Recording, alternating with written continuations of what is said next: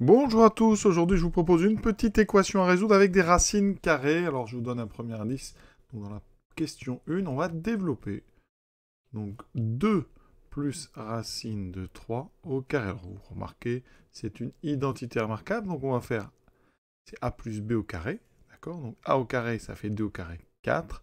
Plus le fameux double produit, 2 fois, donc 2 fois racine carrée de 3, je vais doucement, plus le carré de racine carrée de 3. Donc ceci, alors ça fait 4, plus 2 fois 2, 4, donc on aura 4 fois racine carrée de 3. Et le carré de racine de 3, eh bien, par définition la racine carrée, c'est racine de 3 fois racine de 3, c'est donc 3. Ici on peut regrouper le 4 et le 3, ce qui me fait 7 plus 4 racine carrée de 3. On garde ça en réserve et on va s'attaquer à notre équation. Alors, cette équation, x carré moins 2 moins racine de 3x moins 2 racine carrée de 3 égale 0. Alors, on va faire un discriminant. Donc ici, A vaut 1, B vaut moins 2 moins racine de 3, et C vaut moins 2 racine de 3. Alors, ici, pour delta, alors, on aura donc B au carré, donc moins 2 moins racine de 3, moins 4 AC, donc moins 4 fois 1 fois moins 2 racine carrée de 3. Alors ici, déjà, on a un carré à développer. Alors, des petites remarques. Vous pouvez, si vous voulez, enlever les parenthèses, qui fera moins 2 plus racine carrée de 3.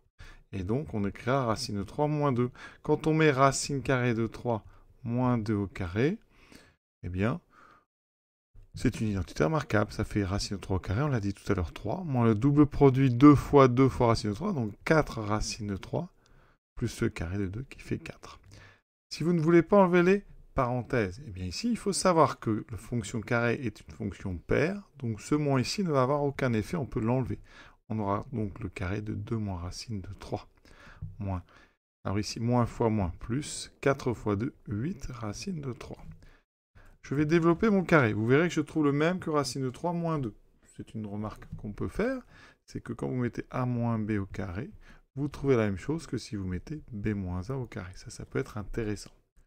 Donc ici, ça fera donc 2 au carré 4, moins le double produit, donc 2 fois 2, 4 racine de 3, plus carré de 3. Et on trouve, et c'est ça qui est intéressant, donc j'ai oublié, pardon, plus racine de 8 fois 3, donc plus 8 racine de 3.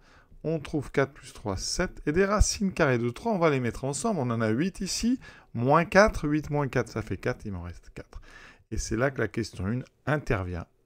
On retrouve, eh bien, 7 plus, racine, plus 4 racine de 3, donc on retrouve le carré de 2 plus racine carrée de 3.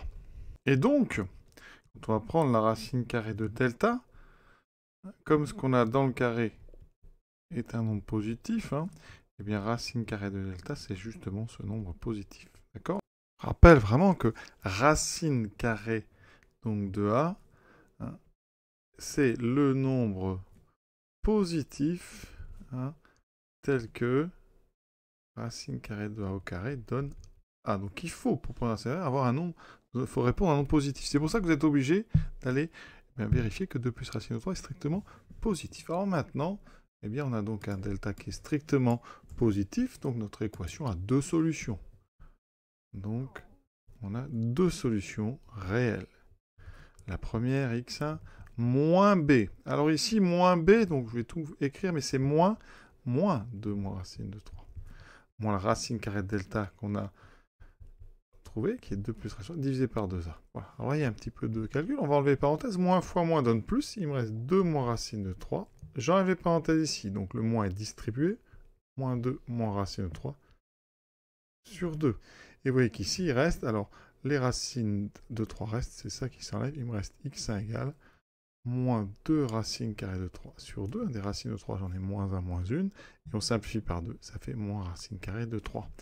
Quant à x2, alors on est obligé de tout réécrire, parce que là, c'est pas simple. Moins 2 moins racine de 3, plus 2 plus racine de 3 sur 2. Ça me donne, comme tout à l'heure, donc 2 moins racine de 3, mais cette fois-ci, plus 2 plus racine de 3. C'est racines qui se disparaissent. On a 2 plus de 4 sur 2, il me reste 2.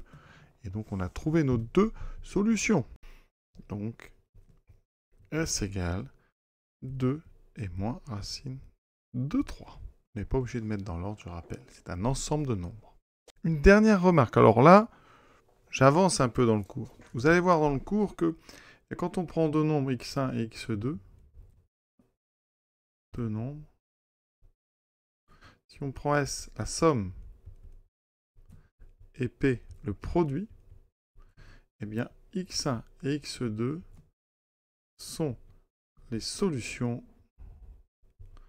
de l'équation x2 moins sx plus p. On démontrera ça plus tard, égal à 0. Et ici, ben regardez, si on regarde le produit, si on regarde le nombre moins 2 racine de 3, on peut remarquer que c'est 2 fois moins racine de 3.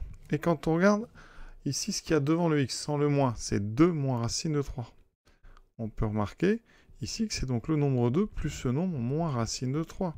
Donc visuellement, on peut remarquer que ici, eh bien, on avait le produit de donc, moins 2, enfin de moins racine de 3 et de 2, et qu'ici on avait leur somme. Donc en connaissant cette propriété, eh bien, on aurait pu résoudre directement, évidemment, ça fait partie ici des astuces qu'on verra au fur et à mesure dans ce chapitre. C'est un exercice qui est quand même intéressant, notamment au niveau du calcul des x1 et x2, où c'est pas aussi direct que d'habitude, et où le calcul de x1 et le calcul x2 sont quand même tous les deux à faire, vraiment. Souvent, on fait le x1 et le x2 est direct. Là, on a quand même du travail, donc c'est intéressant. En plus, ça travaille les racines carrées. Donc, ça fait partie des exercices quand même sympas à faire avec les élèves. Je vous souhaite une bonne fin de journée à tous, bien sûr, et à bientôt.